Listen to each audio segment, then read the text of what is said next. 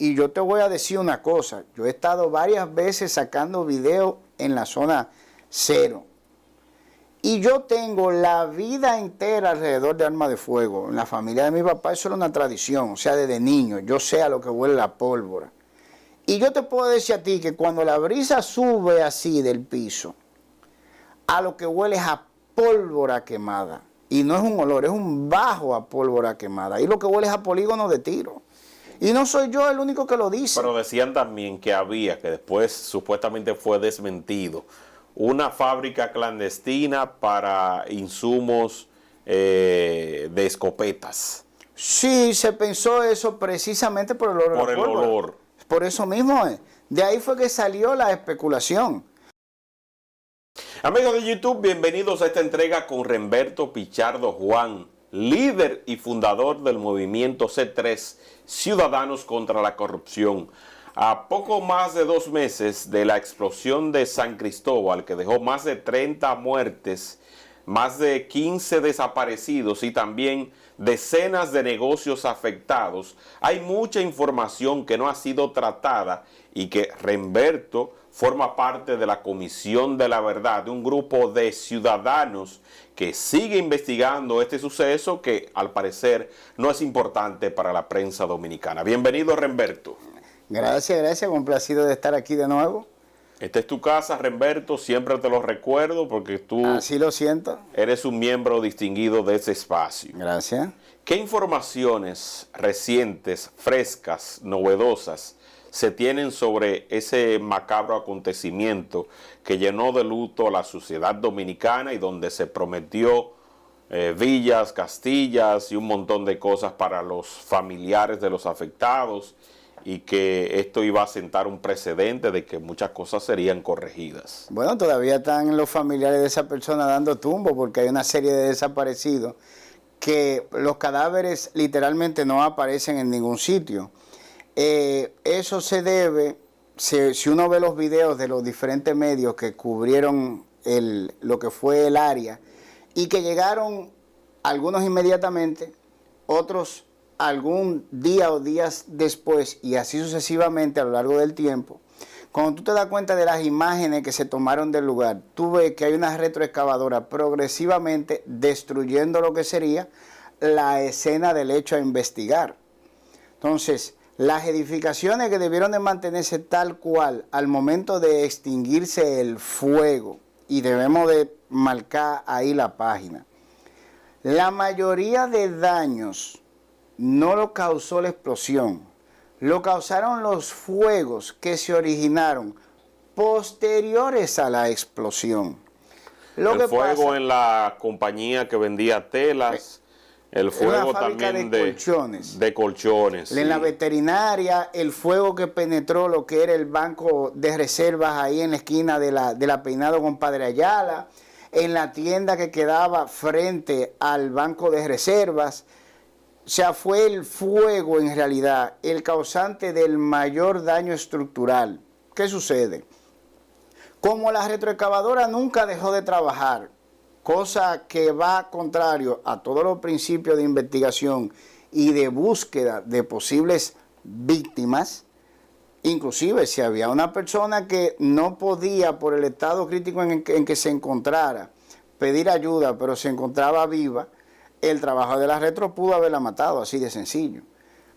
Cuando tú ponías el suceso y te encontrabas con un área devastada, te daba a pensar o creaba en ti la idea que todo el daño estructural que tú estabas viendo había sido producto de la explosión. Y no. La mayoría lo causó la demolición que se iba haciendo con la retroexcavadora. Las autoridades decían que esa era la forma de buscar víctimas. Yo no conozco ningún método investigativo en el cual se destruyan las estructuras que se supone se vayan a investigar y luego dentro de los escombros se empiecen a buscar víctimas. Eso yo nunca lo había visto en ninguna parte del mundo. Yo tengo entendido que hace pocos días se comunicó conmigo una fuente anónima vinculada a parte de esos bomberos que estaban asistiendo y que me explicaba que había gran hermetismo, que a los bomberos que querían usualmente toman parte de esos escombros para hacer sus propios análisis, se les hacía un exhaustivo chequeo para que ellos no tomaran una pieza de absolutamente nada y para que no se supiera con exactitud el agente químico que provocó esa detonación inicial que se atribuyó a la fábrica de plástico Vidal Plus y que después se dijo que no, que eso estaba cerrado, pero que el mismo ayuntamiento había certificado poco antes de que había una sustancia y que 3 meses hacía que se había detectado un incendio en esos mismos locales y que el mismo fue controlado y que supuestamente se había notificado a los dueños para que acudieran a retirar parte de esos químicos. Lo cierto es que ese mismo informe de los bomberos, como que el pueblo no lo aceptó y todavía no se sabe cuál fue la detonación que causó este gran daño, si fue de gas, si fue de plástico, si fue de gasoil, si fue de gasolina, qué era lo que había almacenado. Yo te puedo decir de entrada que no fue una explosión, fueron varias explosiones. Y no porque lo digo yo, si tú te fijas en el programa que hizo Alicia Ortega, ella entrevista a un guardia municipal que en cámara se ve saliendo inmediatamente del mercado, segundo posterior a la explosión. Se le ve salir desorientado en el medio de la polvareda que creó las explosiones en realidad. Y ella lo entrevista. Y él, que es la persona que se encontraba más cercana al área, dice, no, ahí hubo varias explosiones. Hubo una explosión fuerte al principio y hubo varias explosiones posteriores de menor intensidad. Que por eso era que la gente intentaba acercarse al área del mercado a ofrecer ayuda o a ver qué había sucedido.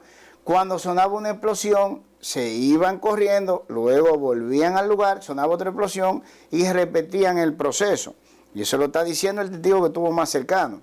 Aparte de él, nosotros como Comisión de la Verdad, y debo aprovechar la oportunidad para decir que las personas que integran esa comisión de San Cristóbal son luchadores sociales de larga data y son muy buenos y muy duros en lo que hacen. Obtuvimos, si se quiere, porque me invitaron a participar, de lo que fue las entrevistas de las personas que viven en la zona cero, que el Ministerio Público ni nadie entrevistó. Y te estoy hablando de las personas que viven en la calle Peinado.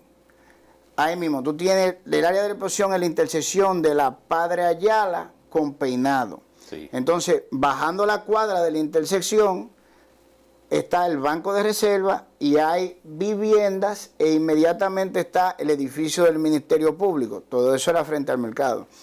Pues esas personas de esa vivienda, el Ministerio Público no fue a entrevistarlas. Y ellas confirman en video que fueron varias las explosiones que hubo.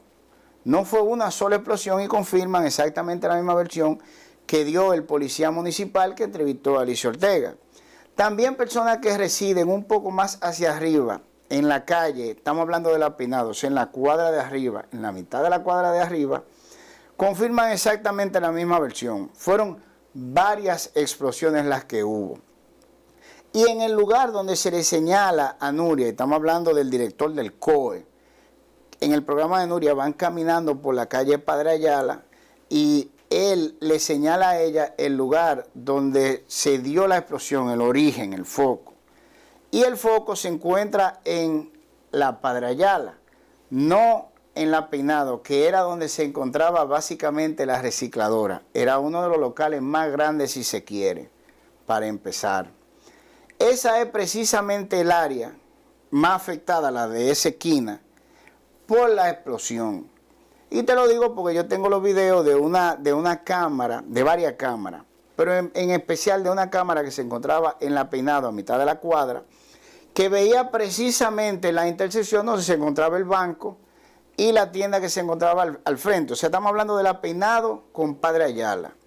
Y se ve las llamaradas que expulsa la explosión entrar hacia el banco y entrar hacia la tienda, pero perfectamente en la esquina, como si fuera un cono. O sea, se ve claramente lo que fue la fuerza y la llamarada de la explosión y la dirección que tenía. Y es prácticamente la esquina. Está la parte de la veterinaria, que era lo que quedaba al frente del lugar, ya un poco más adentrado en lo que era la cuadra del mercado de la Padre Ayala, y está la parte de lo que fue la fábrica de colchones Toledo. Pero esas estructuras no fueron deterioradas por la explosión per se. Esas estructuras, el deterioro, le surgió por el incendio que se armó después. Inclusive, en el video que yo tengo de esa misma calle, estamos hablando del mismo video, se ve cómo las llamaradas entran, no se crea ese gran daño estructural, pero empieza el fuego a subir, a subir, a subir y a avivarse por unos largos minutos sin que nadie llegue a extinguir el fuego. O sea que en realidad ese daño estructural de lo que serían las calles frente a la cuadra del mercado, el grueso de lo que lo causó fue el fuego, no fue la explosión en sí. Y no es una explosión, fueron varias explosiones confirmadas por los testigos. Ahora bien, tú conoces una sola habitación repleta de gases que produzca, cuando se incendia, varias explosiones de diferentes magnitudes espaciadas en el tiempo. Eso es imposible. Eso es simplemente imposible, eso no existe. Lo que significa que tenemos que descartar de cuajo, y estamos hablando de testigos de primera mano, estamos hablando de la persona que estaba en el medio de la explosión prácticamente y que salió, no porque él lo dice, porque la cámara lo captan.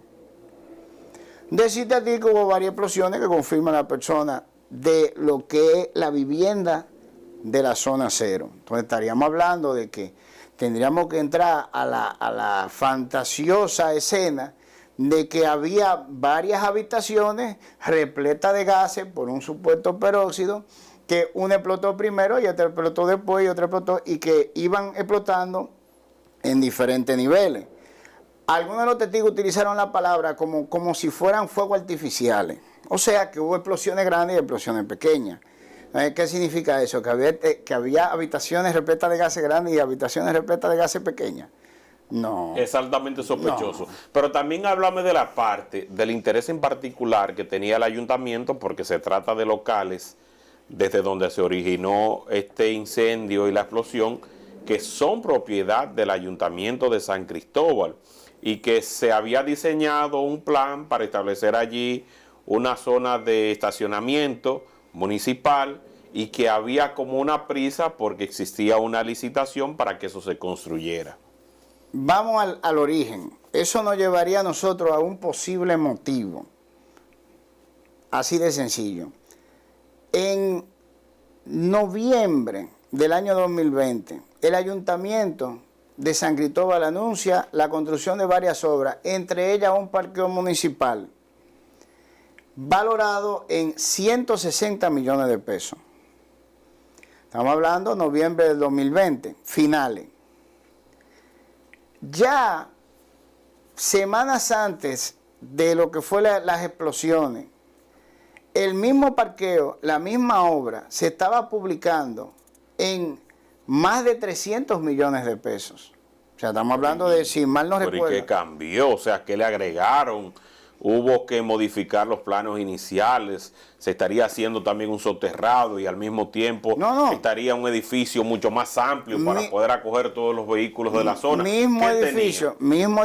Las mismas condiciones con una diferencia de precio. Inclusive acuérdate que quien paga el parqueo, la obra, es un fideicomiso que Parqueat RD se llama. ¿Qué significa eso? Que para ellos aprobarte el pago tú tienes que someter la documentación, planos y todo el mundo de la obra con antelación, porque ellos tienen que agotar un proceso de aceptación de los planos para ellos poder hacer el pago de la obra. O sea, ellos tienen que verificar. Es como cuando tú vas al banco a buscar un préstamo para hacer una obra. Ellos tienen que verificarlo todo. O sea, debe de agotarse un proceso, por lo cual tú no puedes modificar la documentación. ¿Qué sucede? Estamos hablando de semana antes, día antes de la explosión. Luego de que se dan las explosiones, es que se descubre que el parqueo en realidad ha sido licitado por 628 millones de pesos. Fíjate, estamos hablando de que empezamos con 160 millones de pesos ya en lo que era casi agosto del 2023, 2 años después, 360 y pico de millones de pesos. Pero posterior a la explosión, estamos hablando de días después, estamos hablando de que la primera publicación del precio real que dio en la prensa, que nosotros tengamos conocimiento, fue el día 21 del mes de agosto. O sea, estamos hablando del 14 al 21. Y ahí es que se publica que el parqueo fue adjudicado por 628 millones de pesos, redondeando, y que a la empresa constructora hacía 3 meses atrás, o sea, en mayo, se le había hecho un primer pago de 41 millones de pesos. Pero no se le había puesto la mano a lo que era el mercado, que era el área que había que demoler primero para luego iniciar la construcción del parqueo. ¿Qué sucede? Estamos hablando de la misma estructura. En el lugar donde se publicó la obra, que es en la misma página de Parqueat RD o Parqueat RD, la obra dice que iban a tener 397 parqueos. El número nunca ha sobrepasado. Ese es el conteo más alto de plaza de vehículos que iba a tener ese parqueo, que va a tener 6 pisos. Y cuando tú agarras y divides la suma de la adjudicación por parqueo, te da un monto mayor a 1.5 millones de pesos por parqueo. Pero era casi un apartamento en una zona alejada de la ciudad. Exactamente. Tú le pones 1,5 millones más y ya tienes un apartamento. Porque ni siquiera un apartamento, porque un parqueo no es un edificio de vivienda. No. ¿Qué significa eso? Que tú no tiras todas las paredes que subdividen cada apartamento del otro, el área de baño, el área de cocina, claro, la loseta, la terminación, la tubería de los baños, etcétera, etcétera. Un parqueo es un piso que quizás tenga alguna estructura de negocio si se quiere, pero eso es una planicie. Eso es lo más simple que hay. Exacto, es una planicie que tiene la columna de soporte, pero tiene que ser un área abierta, porque si no, tú no puedes meter la cantidad de vehículos que tú quieres meter. O sea que tú ni siquiera puedes calcular el metro de construcción de un parqueo como si fuera el de una vivienda, porque claro, no lleva las subdivisiones estructurales, tú no llevas la misma conexión eléctrica, tú no llevas la misma tubería para poner los inodoros, la ducha, los desagües, tú no llevas nada de eso. Por ende, el metro de construcción... Sí, tú tienes que tener un buen hormigón que permita que esos vehículos que tienen un peso determinado pues aguanten y no colapse la estructura. Claro, pero no es una estructura que se le da una terminación igual a una torre, por ejemplo. O sea, estamos hablando de que el metro de construcción, según ellos lo están poniendo, sale mucho más caro que el de la Torre de Lujo aquí en el Distrito Nacional. Y estamos hablando de un parqueo en San Cristóbal. ¿Qué sucede contemporáneamente con eso? Y hablamos del motivo. Concomitantemente con el anuncio del parqueo y el aumento del precio que se le va a asignar a la construcción, tenemos que los poseedores de los locales dentro del mercado, que según el mismo síndico en video ha repetido varias veces, eran arrendamientos que se lo pasaban uno con otro desde hace más de 40 años. Ellos dicen que a ellos hay que reconocerles su derecho. Y se arma un problema, ayuntamiento, poseedores de locales. Desde el mismo momento, estamos hablando de noviembre del 2020. Que es donde empieza el ayuntamiento a notificar a esas personas que deben abandonar esos locales. Sí, pero ¿qué sucede? Esto es un pleito que tiene una característica muy especial, porque es un pleito entre compañeritos del PRM.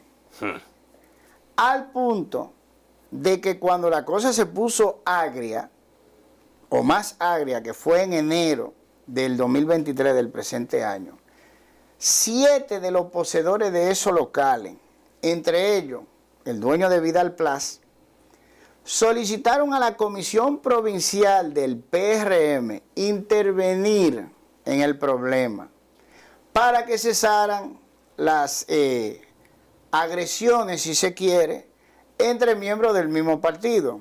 ¿Qué quiere decir eso? Que no son gente que el síndico puede agarrar y decirle a la policía municipal, sácame esa gente de ahí, que esa gente no tiene derecho, sácamelo. Son miembros del mismo partido. Es diferente el trato. Tú no puedes hacer eso, tú no puedes sacar a esa gente a patada porque es que nosotros somos todos del mismo partido, tú tienes que cogerlo suave, tú tienes que llegar a acuerdo con esa gente. Al punto de que suscribieron un acuerdo, precisamente otorgándole a esas personas derecho sobre nuevos locales que se iban a construir en el nuevo parqueo. Fíjate que el acuerdo se da antes de la explosión. ¿Cuándo es que todo el mundo se entera que la obra está adjudicada por 628 millones y no por 360? Cuando explota. Exactamente. Cuando se produce la explosión. Exactamente. ¿Qué te quiere decir eso? Que los dueños de esos 7 locales que habían llegado a acuerdo no sabían el monto real por el cual se había adjudicado la obra. Eso significa que si ellos dijeron no, el clásico, todo el que ha bregado materia inmobiliaria, principalmente administración de apartamentos, sabe cuál es el clásico. Mira, yo necesito el apartamento y de allá para acá viene, bueno, yo te lo doy, pero tú tienes que darme algo para mudarme, porque ¿y dónde yo voy a poner mi trato y mi cosa? Tienes que darme algo. ¿Y cuánto tú quieres para mudarte? Lo después no, tú tienes que dar $1.000.000 porque si no yo no me voy de aquí. ¿O cómo que $1.000.000? Bueno, o tú me das lo que te estoy pidiendo, o tú me demandas y nos tiramos 5 a 10 años en los tribunales. Que fue precisamente lo que pasó con Vidal. Porque Vidal presentó un amparo, Vidal accionó en justicia para que el ayuntamiento le reconociera su derecho. Vidal lo llevó a lo judicial. Léase que si tú ves la escala de tiempo, ya en agosto de este año, que es cuando se da la explosión, habiendo la compañía constructora recibido 3 meses antes el primer pago, y esperando de 41 millones de pesos, y esperando en septiembre, léase, a escasa 16, 17 días de la explosión, un desembolso por 195 millones de pesos, aparentemente se enteran esos 7 poseedores de locales que el negocio, y vamos a llamarle negocio, de la construcción del parqueo no es por 360 y pico de millones, es por 628. ¿Cómo se enteran? Según nos dicen personas de allá del mismo San Cristóbal, que a pesar de que han pedido que oculten su identidad, pues han tenido la confianza de hablar con los miembros de la comisión. Se enteran cuando se están dando los movimientos que llega el dueño de la compañía constructora a limpiar el pedazo para hacer la ceremonia de inicio de la obra el 15 de agosto, un día antes de la explosión. Ahí vuelve y se aviva el problema, o se iba a avivar el problema entre esos poseedores de esos locales y la sindicatura. Pues ya no hay tiempo para otro problema. ¿Por qué no hay tiempo? Estamos en el 2023. Si esa obra se iba a ejecutar, tiene que ser ahora. Sí, porque si no se le va a cerrar el ciclo al alcalde. Que tiene 2 años peleando con esa gente. Y ya el mismo partido ya lo desechó y perdió una encuesta. Porque saben que la impopularidad no le iba a garantizar esa plaza al señor José Montaz. Fíjate, tienen 2 años peleando al punto de que no han podido ejecutar la obra. Tiene 3 meses la compañía con 41 millones, loco por entrarle ese pedazo, para empezar la construcción, para poder recibir el pago de los 195 que faltan. Y escasa hora antes de que se haga la ceremonia de inauguración, se reaviva el problema. Inclusive, el mismo síndico, cuando está hablando con Alicia Ortega, le dice a ella, muy enervado, esa gente, a pesar de haber llegado a un acuerdo, se resistían todavía a salir, refiriéndose a Vidal, que era el que lo había metido en justicia a él. Ya no queda tiempo. ¿Cuál es la manera de salir del problema? ¿Cuál es la manera más rápida de salir del problema? ¿Cuál? Si se pierde el local. Si el local se pierde por una causa de fuerza mayor, cualquier obligación o derecho que se deban entre las partes con respecto a ese local desaparece. Entonces tú entiendes que eso fue planificado. Según esa conclusión a la que tú estás llegando. Yo entiendo. Eso es peligroso. Yo entiendo que tenemos que ponernos, no te estoy diciendo la opción más rápida, tenemos que ponernos en 3 escenarios.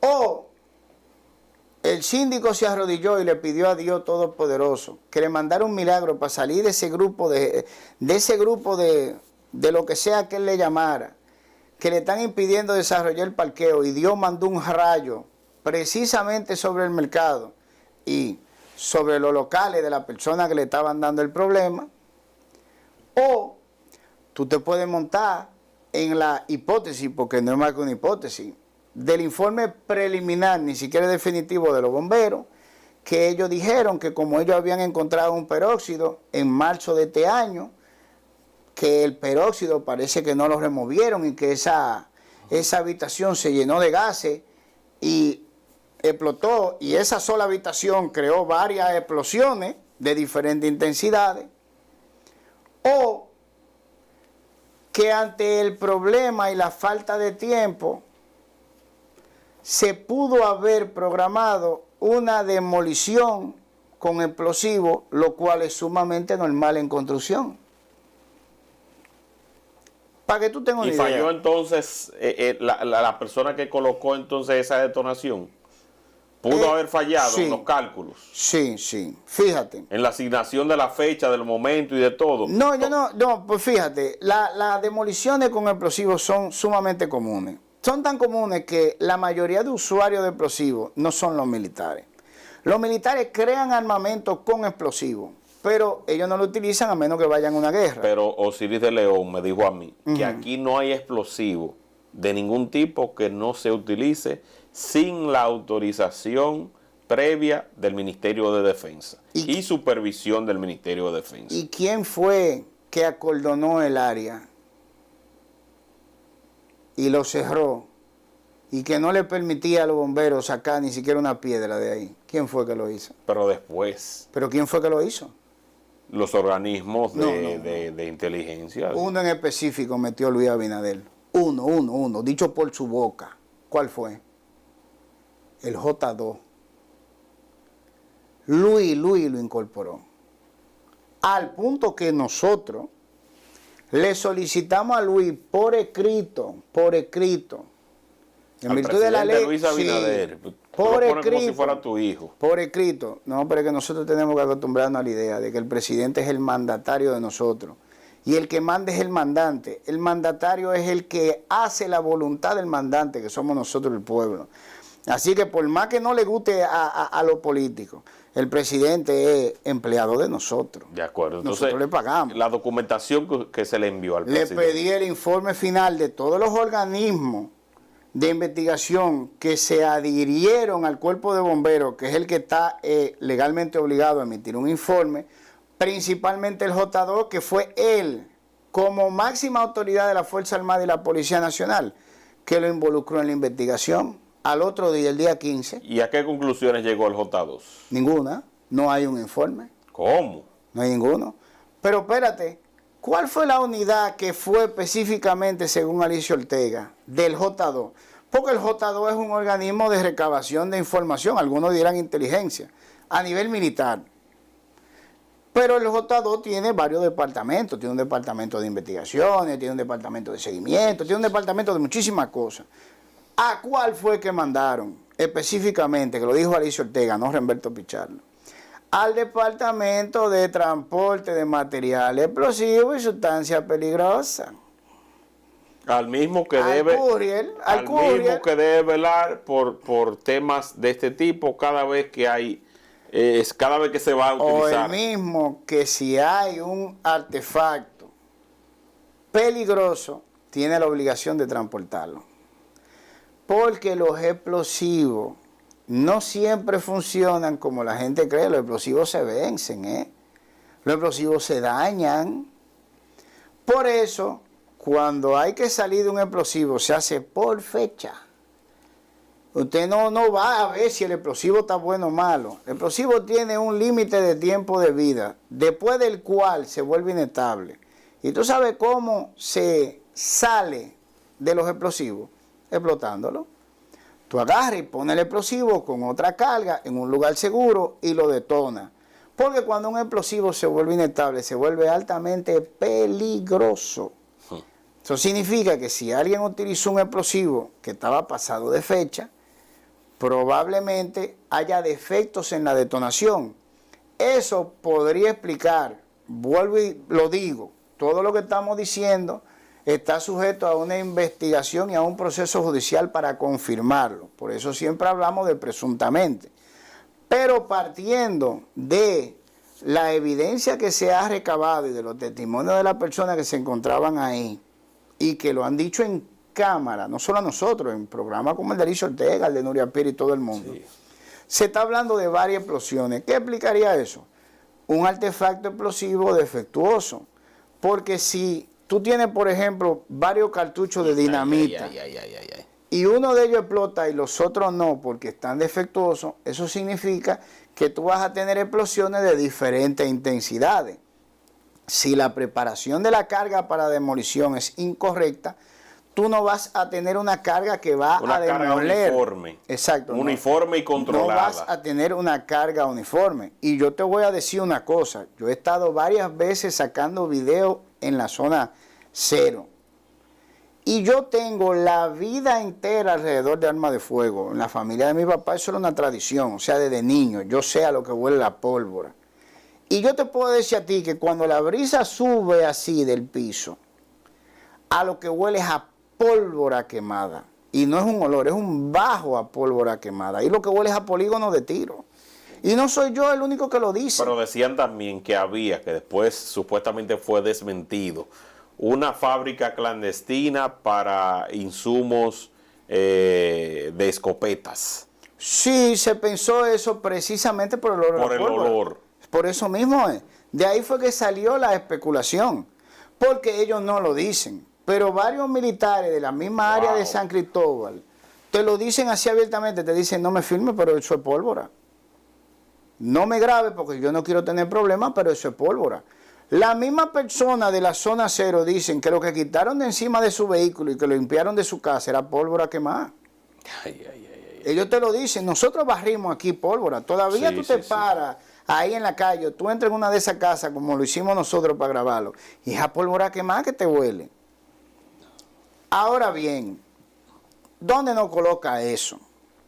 Siguiendo la hipótesis que estamos desarrollando. Estamos hablando de una demolición con explosivos. Un proceso utilizado en demoliciones ampliamente en el mundo. Ahora, si hubo un defecto en la preparación de la carga, por eso te dije, la explosión per se no fue la que hizo el mayor daño estructural. Fueron los fuegos que provocó la explosión la que hicieron el mayor daño estructural. Lo que pasa es que no se aprecia porque la retro entró de una vez. ¿Y cuáles fueron los locales que desbarató la retro?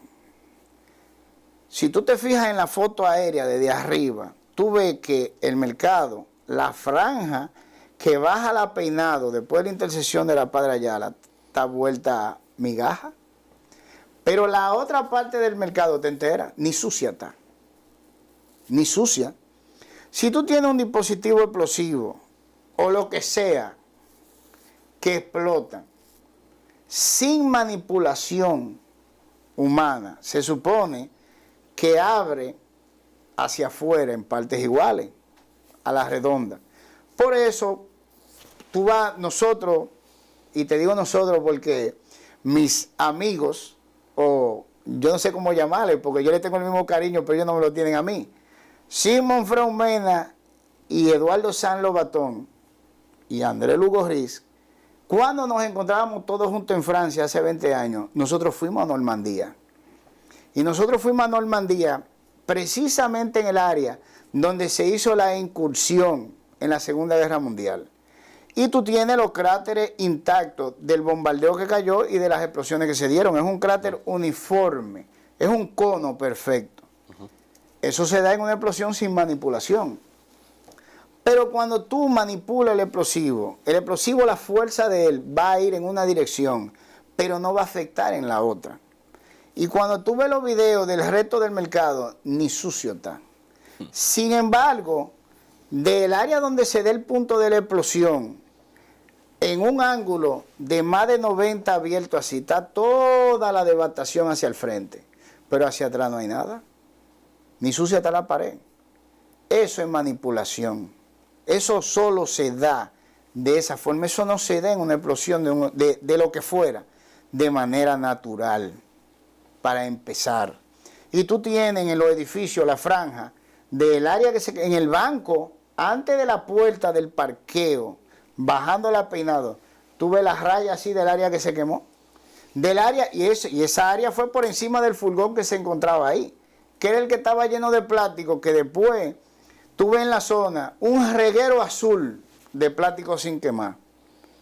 Cuando tuve la primera foto, ese plástico no se encontraba ahí. Cuando tú vas viendo el desarrollo de los eventos a través de los diferentes reportajes, tuve el área azulita de plástico sin quemar.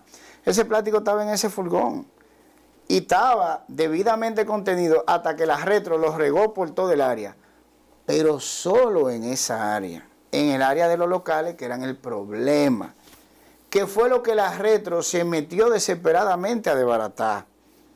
El área de la gente que le había hecho la mayor oposición para que se les reconociera su derecho a la sindicatura, que ya no tenía tiempo para seguir bregando de ninguna forma con esa gente. Ahora, vamos montando en esa hipótesis que el plan, tengo que decirlo, no era malo. Porque ¿qué era lo que tenía la gente de Vidal Plaza? Una oficina abierta. ¿Para qué? Para mantener la posesión.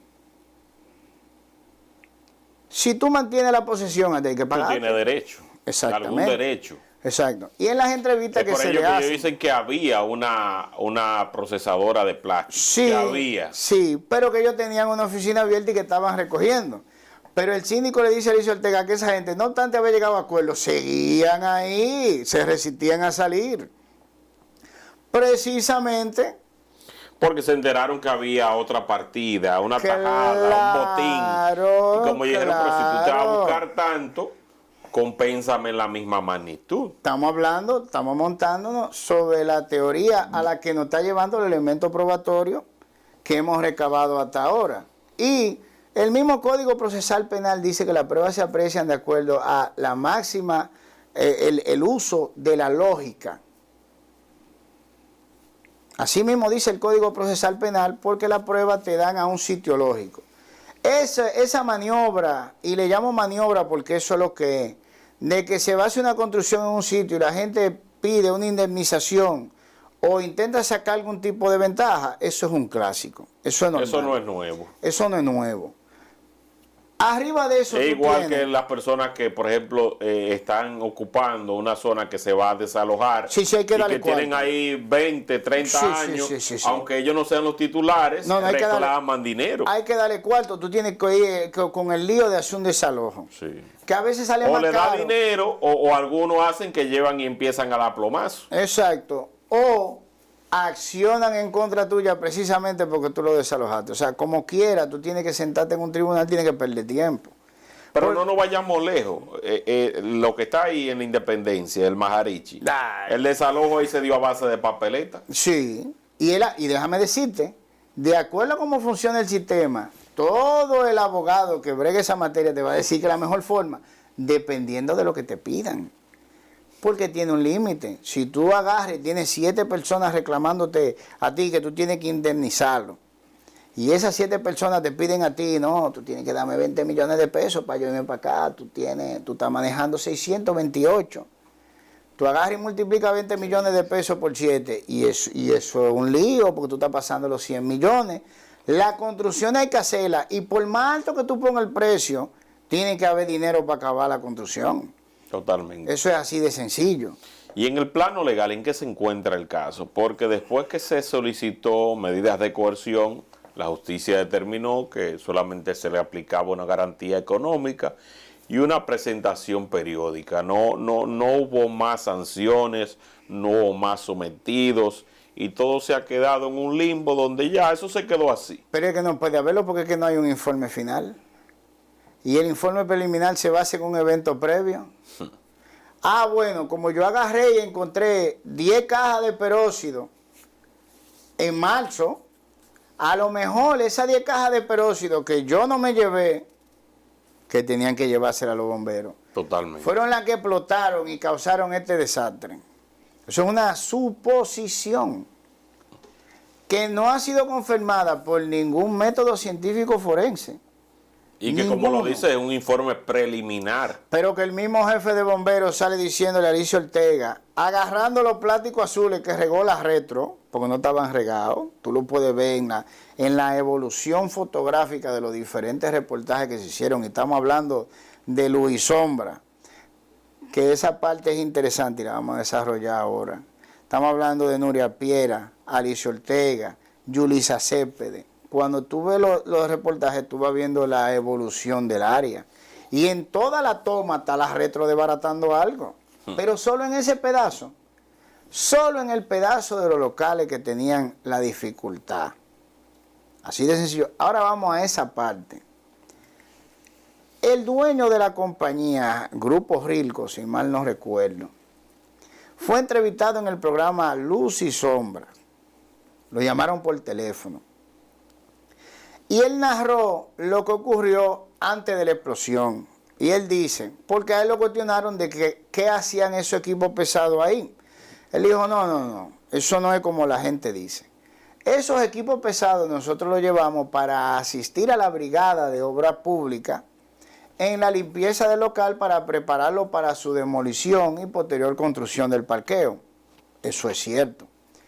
Porque esto se dio en un acuerdo entre Obra Pública, la Sindicatura de San Cristóbal, que lo iba a pagar el Fideicomiso Parquea TRD. O sea, si se quiere, es un acuerdo entre 3 instituciones. Él va, pone los equipos ahí, eso es verdad, porque si van a hacer la demolición 48 horas después, que es cuando toca hacer el acto inaugural, pues empiezan inmediatamente, claro, y ya los equipos están ahí porque era un evento programado.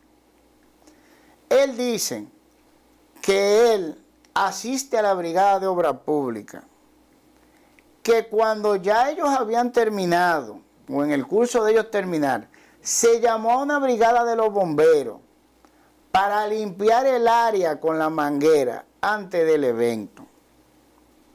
Y que él se retira y que algunos 20 minutos después se da la explosión. Y tú te preguntas, ¿y por qué no hay un bombero muerto? Él lo dice, la brigada llegó a limpiar. No hay un solo bombero muerto. ¿Cómo es eso posible? Si ellos estaban adentro del mercado. No hay ningún video donde se ve un bombero salir. En el video de la explosión que yo tengo, esos carros empiezan a quemarse, esa veterinaria empieza a coger fuego y no aparece nadie huyendo con una manguera porque estuviera cerca de ahí. Y tú te pones a buscar, como hicieron los miembros de la comisión y el pueblo de San Cristóbal, que ha colaborado increíblemente porque se esclarezca el suceso. Y nos trajeron una publicación de una página que se llama San Cristóbal RD, si mal no recuerdo, donde ellos, no sé cómo lo consiguieron, pero lo consiguieron. Tienen la grabación de las comunicaciones de radio de ese día. Y en la comunicación hay una persona con autoridad ordenándole a los bomberos salir del área. Y menciona al jefe de los bomberos, Conrado, por su nombre, a todo el personal de los bomberos que salgan del área, que evacúen el área. A todo el personal de los bomberos. Es una voz con autoridad. Le ordena la salida y habla con el jefe de los bomberos, o sea que quien lo está llamando está por encima, el jefe de los bomberos, porque le está bajando raya en radio. Así de sencillo. Luego, ahí tú tienes una explicación lógica, probada, de por qué al momento de la explosión no hay un solo bombero cerca del área. O sea que la persona que lo llamó obviamente tenía conocimiento de que un suceso iba a acontecer y necesitaba, que podía poner en peligro la vida de esos bomberos, y necesitaba que todo el personal saliera de esa área. Posteriormente se da la explosión. ¿Qué te dice a ti eso? Que si seguimos desarrollando la teoría a la cual nos está llevando la misma prueba que estamos encontrando y analizando y que se está aportando por el mismo pueblo de San Cristóbal, tenemos que ellos sí, aparentemente, había una demolición con explosivos programada, que no querían que los dueños de los locales se enteraran para no tener más problemas judiciales que impidieran la realización de la obra, que se iba a inaugurar menos de 24 horas después, porque esto se da el 14, y la ceremonia de inauguración era el 15. Nada más faltaba, según la propia declaración del dueño de la compañía que se adjudicó los 628 millones de la construcción del parqueo, nada más faltara que llegaran la gente que iban a poner la carpa y el letrero, que no habían llegado. Así de sencillo, eso fue lo que él dijo. Entonces, hay una intención de que no salga herido nadie. Recuérdate que todos esos locales estaban vacíos. Si no hay una persona o salen a comer o lo que fuera y por alguna razón el local se pierde, ya no hay reclamo judicial. Había una persona que fue el que se le atribuyó que era un soldador, el que murió, y que después entonces la misma compañía, Vidal Plus, dice, pero si aquí se habría originado el fuego o la explosión, quemado, debió haber muerto quemado, y entonces lo que ocurrió con él fue que perdió la vida por inhalación de humo. Sí, sí, sí, pero esa persona se encontraba solo ahí adentro, según las declaraciones de varias personas en los diferentes programas, y lo que estaba haciendo era recogiendo plástico en una funda. La misma tira azul que tuve regada por el área en los diversos videos que se presentaron. Pero ese no muere por la explosión, fue lo que te dije. La explosión no afectó ese local. El fuego posterior es quien lo afecta. Y más lo afectó la Retro, que se metió a desbaratarlo inmediatamente. Porque fue inmediatamente que se metió la Retro. Por eso tuve el mercado completo, estructuralmente, y solo esa parte destruida total, hecha a chicle. Bueno, ahí están los videos de personal de emergencia y la Retro excavando así, quitando los plásticos azules que no se encontraban en el área antes de que la Retro lo esparciera por ella. Entonces, tenemos lo que pasa después del evento. Vamos a seguir y decir que no supieron manejar la carga para la demolición. El fuego llega y hace un desastre. Tenemos varias explosiones, lo que significa que existe la posibilidad de que haya parte del explosivo que no hayan detonado, pero tú no lo puedes recoger del piso, porque tú no sabes si está activo o no. El presidente llega al otro día, pero según su propia palabra, ya el ministro de la presidencia se encontraba ahí a las 5 de la tarde. ¿Qué significa eso? Que todas las informaciones ya él las tenía. Sin embargo, es el día 15 que él ordena al J2 que se integre. Casi 24 horas después. Y mandan a la unidad de transporte del J2 de material explosivo, que cuando llega, selle el área. Ahí ni los bomberos podían entrar, salir, sacar, lo que fuera, hasta que ellos se van del área. Pero no existe un solo papelito que diga qué fue lo que sucedió por parte del J2. Estamos a 2 meses y pico. Todo es un misterio. Vuelvo y te digo, yo lo pedí la semana pasada a Luis Abinader, que tenía que dar el informe final del J2, porque ellos son los especialistas en transporte de explosivos. Sí. ¿Cuál es el problema que ellos tienen? La pólvora, el olor a pólvora no se va nunca. Tú puedes durar 20 años y si ese sitio se queda igual como está, sigue oliendo a pólvora. Porque la pólvora no se quema toda la vez. Cuando tú tienes una explosión de pólvora, como la pólvora es como si fuera polvo, hay partículas que se queman inmediatamente, pero hay partículas que se van incendiando a medida que la onda las riega. Y hay partículas que llegan incendiándose a lo que sea estructural que esté al lado y acaban de quemarse en la estructura. Sí. ¿Qué quiere decir eso? Que tú coges la pared de la estructura, por eso es que se dejan intactas, la estructura que donde tú vas a realizar la investigación, y con un cincel al pasito así, tú recoges las muestras de polvo, y esa es la que tú analizas en un laboratorio. Tiene que haber un informe con esa prueba en ella. el J2 tiene que haber hecho esa prueba. Tiene que hacerlo de público conocimiento. Protocolar la prueba. Tiene que hacerla. Ahora, ¿cuál es el problema que tienen?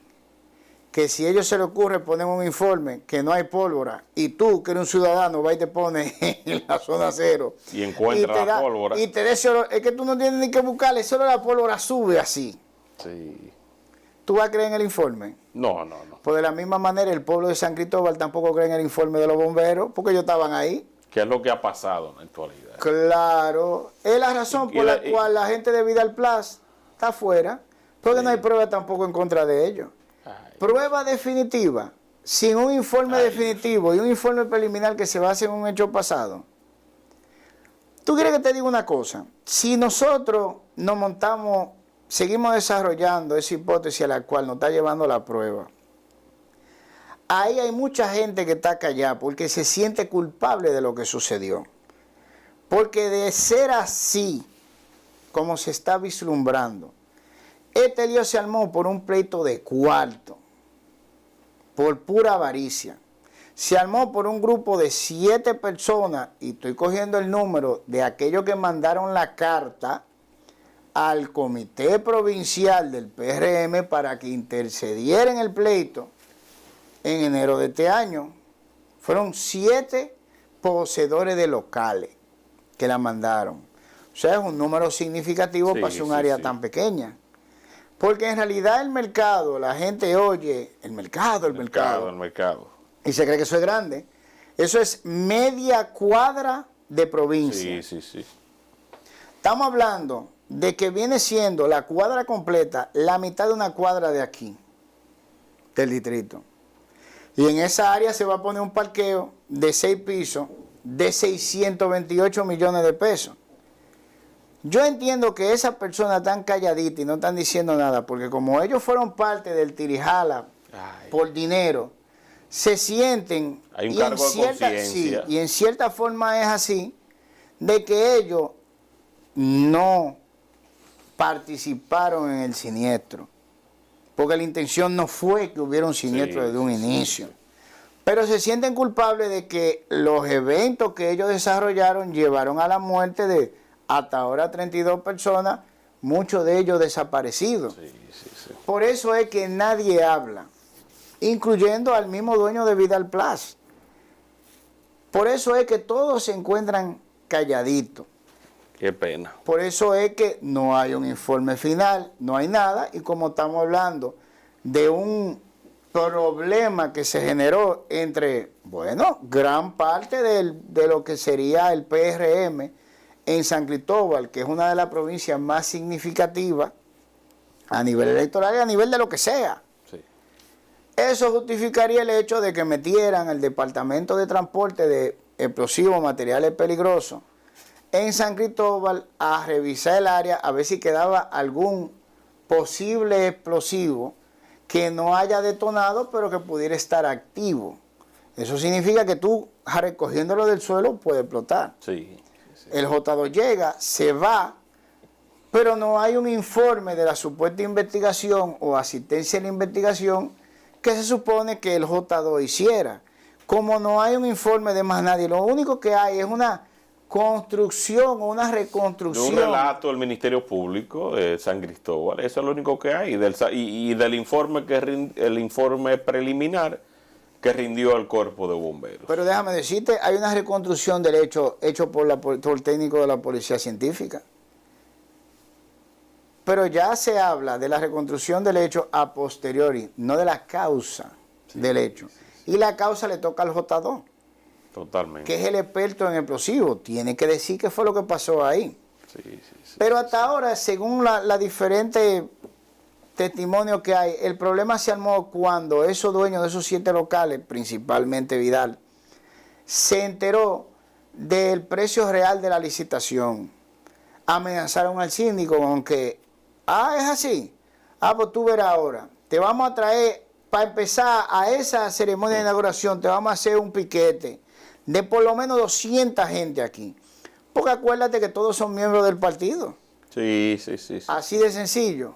No le queda tiempo, tiene que iniciar la obra, hay un desembolso de 195 millones, que si no hay un primer Picasso, si no hay una demolición, no se puede entregar porque hay que justificarlo. Ya se dio un avance de 41 millones, estamos hablando de agosto del 2023, menos de un año para elecciones, y aparentemente se desesperaron y todos se quedan calladitos porque ellos saben que de una manera u otra contribuyeron a que eso pasara. Hasta ahora eso es lo que arroja la explicación más lógica de la cadena de eventos que se dio ahí. La demolición salió mal. Si hubiera salido bien, nadie se resulta afectado. Si hubieran calculado la carga bien, se demole el lugar, empiezan inmediatamente lo que sería la demolición y la construcción del área. Los dueños no hubieran tenido, los poseedores de locales no hubieran tenido ningún tipo de reclamo porque como los bomberos lo controla la sindicatura, el informe final de ese evento no iba a salir nunca mientras tuviera el síndico. Y si él repite, menos iba a salir. Entonces, ¿cómo que había que calificarlo? Bueno, como la causa desconocida, es un caso de fuerza mayor, que judicialmente exonera a la sindicatura de cualquier tipo de reivindicación a nivel judicial. Así de sencillo, o sea, era el plan, si se quiere, perfecto. Qué pena. Que a donde nos arroja hasta ahora la evidencia que hay. Todavía estamos esperando y me imagino que nos quedaremos esperando por la eternidad el informe del J2. No, no cuente con eso.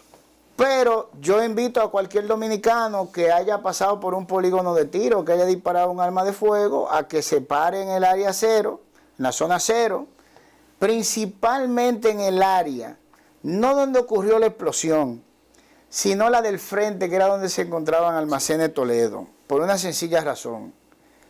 La mayor parte de las partículas, como la explosión forzó hacia adelante abriendo, y coge parte del banco de reserva que se encuentra en la intersección de la Peinado con Padre Ayala, parte de la tienda, y entra también de Cuajo, que fue cuando lanzó el vehículo, en la veterinaria y en lo que fue la mueblería, los gases de la pólvora quemándose se impregnan en la pared. Pero como fue el que absorbió la mayoría de los gases, los escombros que quedan ahí, en esa parte donde estaba la veterinaria, fueron los que mayor impregnación de esa pólvora quemándose tuvieron. Por eso cuando tú te paras ahí, con una cámara, a coger el área del mercado, que la brisa sube, ese olor a pólvora te entra a galleta. No es a galleta que tú no tienes que pegarte abajo, es a galleta que te entra.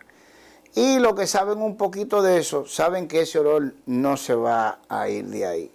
Inclusive, voy más lejos.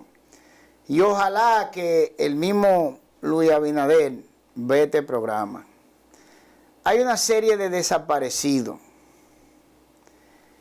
cuyos restos no se van a encontrar nunca si se le ocurre hacer ese parqueo. Y para que lo sepa, hasta que esos desaparecidos no aparezcan, como todos desaparecieron en el área del mercado, donde se sacaron toneladas de escombros, según una publicación del mismo Ministerio de Obras Públicas, hasta que los restos de esa persona no aparezcan, y estamos hablando de un área vacía, en su mayoría, o sea, no estaban al lado del explosivo, no sé, como a veces quieren justificar, se desintegraron por la explosión. Eso es sumamente raro. Se encontraban a distancia, o sea que los cuerpos de ellos tienen que aparecer. Totalmente. Así mismo como se encontraron los restos óseos carbonizados de las personas que estaban, o de parte de las personas que estaban en la mueblería Toledo, en la colchonera Toledo, así tienen que aparecer los restos de esa gente. Y esas familias no van a recibir la noticia de que los restos de sus familiares se encontraron, si ese parqueo se realiza antes de hacer una búsqueda exhaustiva de esos restos, tanto en el área que demolieron, como en los restos que transportaron, como en los escombros que transportaron, porque eso se hace dejando el área intacta, dividiéndola en cuadrícula, y un equipo en cada cuadrícula, recogiendo restos y marcándolo, y poniéndolo en una mesa aparte. Sí, como obedece los lineamientos de cualquier investigación nacional e internacional. Pero déjame decirte, fue tanto el force de la jugada por el parqueo, que hasta la fecha no se ha presentado ningún estudio de impacto ambiental, de suelo, lo que fuere. ¿Sabes lo que quiere decir eso? Que la misma gente de luz y sombra, cuando hablan con el dueño de la compañía que iba a realizar la demolición y construcción del parqueo, le preguntan, señores, díganos, ¿dónde está el estudio de impacto ambiental, suelo, etcétera, etcétera? Él dice, a mí no me han entregado eso. O sea, que primó más el interés y la búsqueda que cualquier solución que se le pudiera dar. Déjame hacerte una pregunta. Y vamos al caso que tenemos que caer siempre. ¿Por qué no sirve la Nueva Victoria? Porque se construyó en un terreno pantanoso. Sí, sí, sí. Y cómo tú agarras y haces una licitación o participas en una licitación y te contratas por un precio sin tú saber que el terreno donde vas a construir tú es cavernoso, que es otra cosa. ¿Sabes lo que significa eso? Que puede ser que la estructura simple del mercado actual, el suelo la soporte, pero tú metele 6 pisos para arriba, no. Habría que rellenar en concreto abajo, y aquí hay lugares con caverna tan grande que los 628 millones se te van metiendo concreto y todavía tú tienes que ponerle más. Sí, sí. Aquí hay compañías constructoras que han quebrado, aquí hay bancos que han quebrado precisamente por eso. Porque cuando estaban a mitad de la construcción, ya con la mitad de los cuartos gastados, se dieron cuenta que el suelo no soportaba el peso. Sí. Y ese caballero admite en una llamada telefónica que se hizo pública en un reportaje que él no tiene nada de eso, que iría en perjuicio de su propio negocio. ¿Qué te viene a la mente cuando tú oyes una cosa así de boca de él? Dice, entonces tú agarras y te metes en un lío sin tú saber lo que hay. O, que es una posibilidad, no estamos diciendo que sea la realidad, a ti te ponen a figurar en las cosas y otro se encarga del trabajo, sí, pesado. Sí, sí, sí, lamentablemente. Otro se encarga de la documentación. Es una posibilidad. Como ocurre comúnmente, pero ojalá que podamos tener algún reporte oficial para que entonces podamos ya... ¿Tú quieres que te diga, para que te rías, para cerrar? A esa compañía, sin haberle puesto la mano en ese lugar y sin haber estado desocupado, le dieron 41 millones de pesos. Sin haber hecho nada. Tú sabes que el monumento a la Constitución que está en la entrada de San Cristóbal todavía se le debe al ingeniero que la realizó.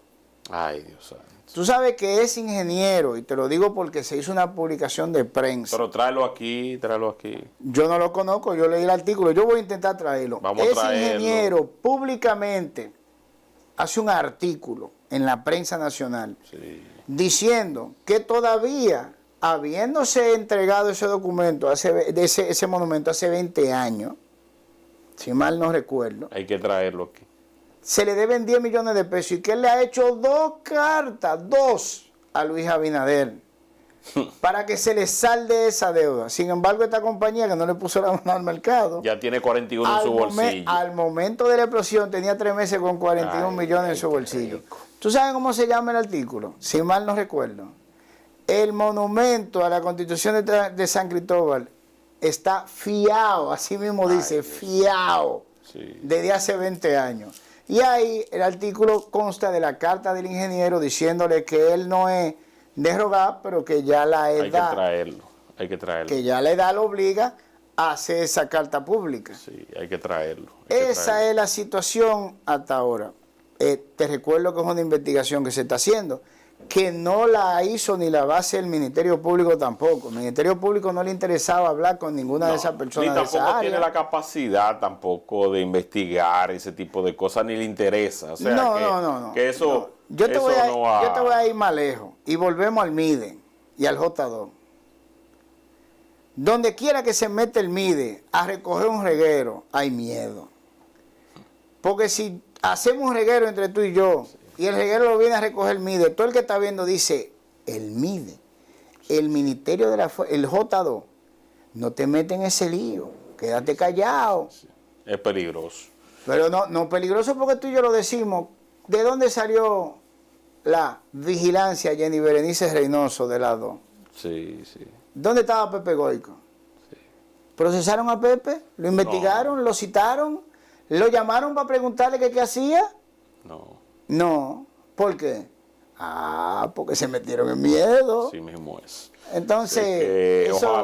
ojalá que haya algo que podamos valorar. Así que te agradezco, Remberto Pichardo, por tu tiempo, por venir a explicar esta situación. Esperamos también que los amigos que la han visto la puedan compartir y puedan seguir a Remberto en su canal de YouTube, Remberto Pichardo, así mismo lo tienes, Ciudadanos contra la Corrupción, y pasar a su plataforma de redes sociales, la red social X. Y que le digan a Luis Abinader que no se le ocurra construir ese parqueo hasta que no aparezcan esos cuerpos de esas personas que están desaparecidas. Que no se le ocurra, que ya hicieron un desastre desbaratando el área que iban a investigar y donde se iban a buscar esos cuerpos con una retro, que no toque ese sitio más hasta que no se haga una búsqueda de esos cuerpos. Que esos dominicanos merecen saber el destino final de sus familiares. Así mismo es. Así que gracias, Remberto, por tu tiempo, por integrarte a esas causas nobles y justas en favor de los más desposeídos y de aquellos que no tienen quizás el valor o no tienen quizás tampoco las herramientas o están siendo amenazados para que esto pueda salir a la luz. Gracias de corazón. Siempre, man. Compartan este contenido para que llegue a mucho más personas y nos vemos en la próxima entrega. Bye, bye.